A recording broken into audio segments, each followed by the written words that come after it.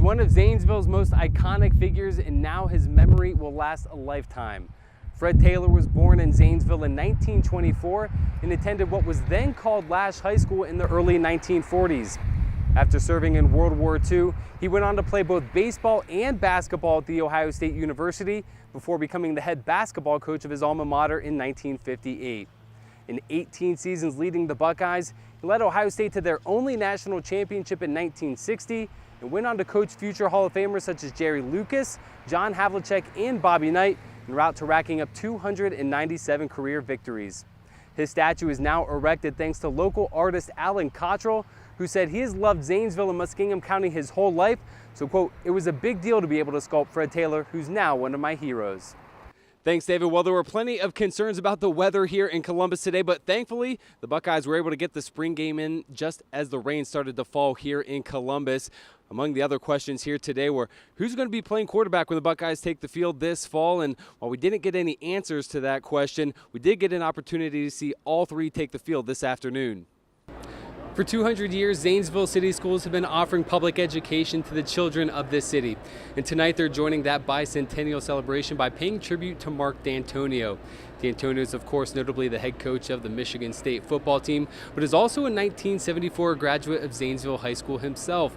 Proceeds from tonight's fundraiser will be earmarked for the Justin and Marianne D'Antonio family, with the proceeds going into the Zanesville Alumni Association's Dollars for Scholars Senior Scholarship Fund starting in the 2019 academic year.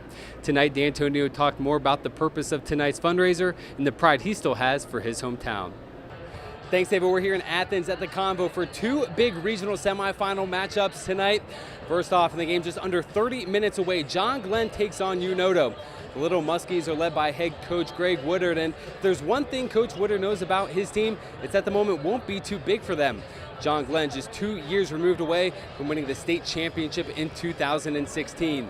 And if the MVL champion Little Muskies are able to halt the Sherman Tanks tonight, they'll face the winner between Meadowbrook and Fairland. Meadowbrook, on the other hand, they were the runners-up in the ECOL this year, but are coming off their district championship victory against Zanesville last week. The Colts are in the regional final for the second consecutive year, looking to take that next step after falling to Vinton County in last year's regional final. Should be two great matchups. We'll have the highlights and scores of both games for you tonight on the 11 o'clock news. Reporting live from Athens for WHIZ Sports, I'm Matthew Herchick. Almost 150 years ago, the land behind me was nothing more than farmland owned by former slave and Underground Railroad conductor Nelson T. Gant when he relocated to Zanesville after being granted his freedom in the mid-1800s. The site became one of the first integrated parks in the state and hosted many community events such as the Barnum and Bailey Circus and Negro League baseball games. But in 1940, Municipal Stadium was built and it became a multi-purpose facility for both baseball and football games. It became the home field for many professional teams, most notably minor league affiliates for the Brooklyn Dodgers, Chicago Cubs, and Cleveland Indians, as well as the city's own Zanesville Grays. In 1997, the city renamed the stadium in honor of Gant, and now the home field for the Rosecrans High School baseball team, among others. It's one of Zanesville's most historic landmarks. But of course, that football factory up in Dresden, 24 unanswered points. And I'll tell you, I was at the game that I was at, people were talking about, they announced the halftime score over the loudspeaker, and everybody was shocked to hear that Tri-Valley was down 14-3, but Buttermore in that offense, Newsom, they got it going there in the second half. They get it done over their longtime rival. That's a big victory. And coming off a 2-8 season, you know, we talked to Coach Grander's staff, and he was really motivated about getting his team to come out the first game of the season, getting them to play the right way. And like you said, a lot of young guys stepping up in a big night. What a performance tonight from the Little Muskies. Absolutely, an unbelievable performance, an unbelievable season they've had all year long. And you have to like their chances going into the next round. They have every aspect. They've got a running game, they've got a passing game, they've got an incredible defense, all of that, you know, travels, and they're going to have a very good chance to get to that state final game. So really no margin for error. 3 MVL teams would have been in the playoffs had they started today, and Philo coming off that big win against Sheridan last week, hoping to not have a letdown. So I think they'll bounce back. Absolutely. Coach Lincecum will get his team to bounce back, and, you know, I talked to him before the game. Walnut Ridge was actually late for this game, so they kicked off about 30 minutes late. So I talked to Lincecum. He said it was having a little bit of effect on his team, but like I said, he'll get them ready for week 2. Yeah, and Coach Edwards talked about after the game in that first matchup against Philo, they didn't take advantage of the field position. They turned the ball over, had some mistakes, and tonight they really took care of the football. You mentioned it there, the Co-East District Player of the Year, Trey Singleton. He's been playing absolutely incredible in the playoffs. Had 21 points in their win against Zanesville, 31 last a couple nights ago against Fairland. So he's playing incredible basketball right now, and he's certainly going to be the key for the Colts. That's exactly what I was just going to say. It could be Josh Raley, Justin Haycock, Shane Bonner, Sam Kumler. It could be any number of players on that roster. They only had 2 players in double figures against Unyoto. So, that was a balanced, dominating performance that they put together.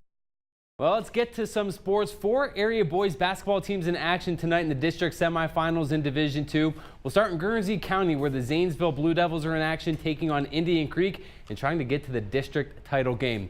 We head out to Gene Ford Gymnasium. Winner gets either Meadowbrook or Harrison Central, and the Blue Devils got off to a fast start. First possession of the game, Kobe Curry gives it up, but he gets it right back on the opposite wing and knocks down the 3 to get Zanesville on the board first.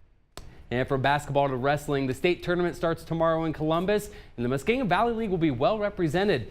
The MVL will have 11 different wrestlers competing, all hoping to be standing on the podium Saturday. And that includes New Lexington's Luke Shively, who's overcome a number of obstacles to get to this point. The New Lexington senior had to battle knee surgery this offseason and competed at a number of tournaments around the country to get ready. He missed making it to states last year and used that motivation to not only get to Columbus this year, but also win the MVL and the district title. Now he says he's ready for the biggest wrestling tournament of his life.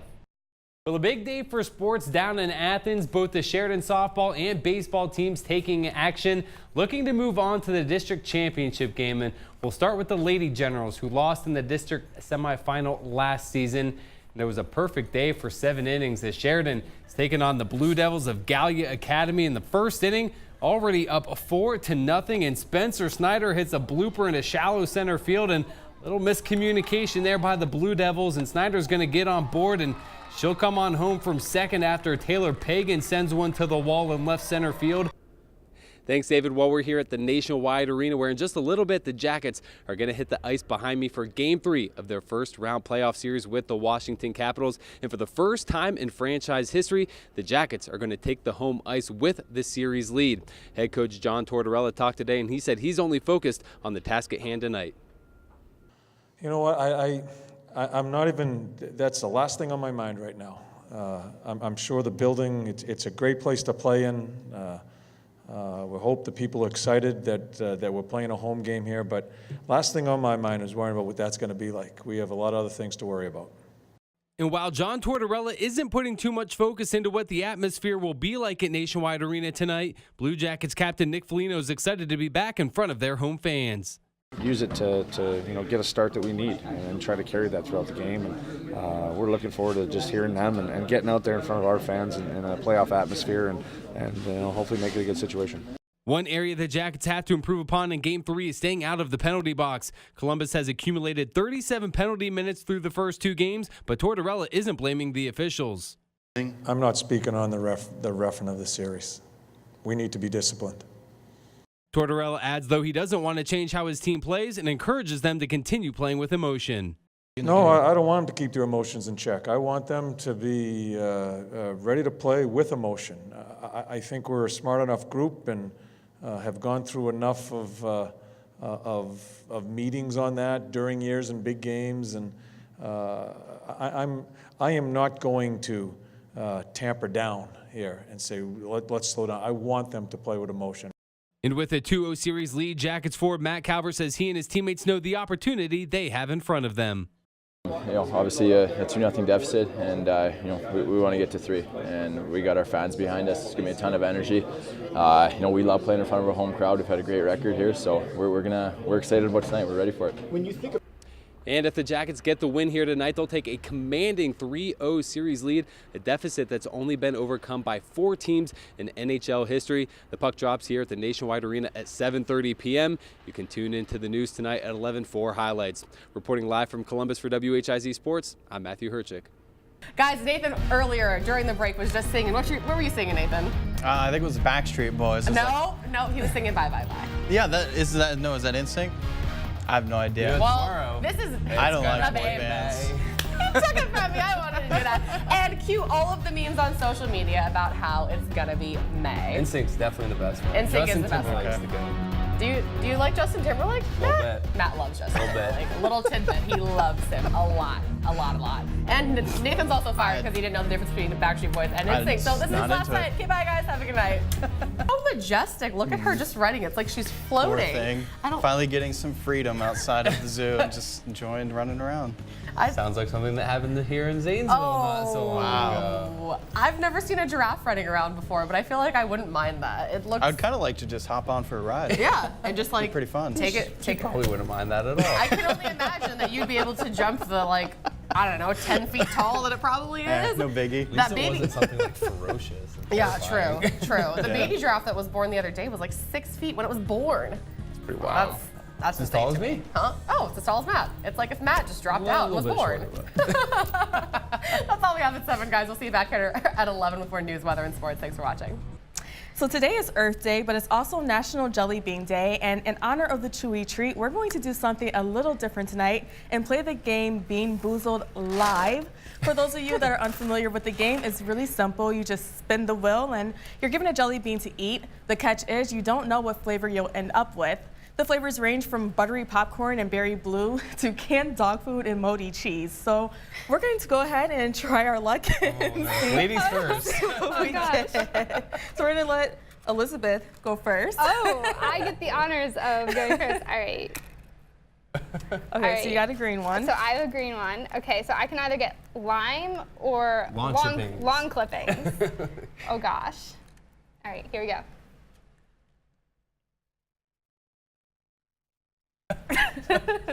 It's not lime. Definitely Not long lime. clippings. All Okay. right. All right, so it's my turn. Okay, so I either have caramel corn or moldy cheese. That's really terrifying.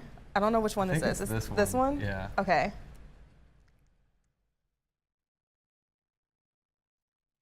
I got caramel corn. All right. I got lucky. I'm really dreading the toothpaste one. All right. Let's see. Whoa, that's an aggressive spin there.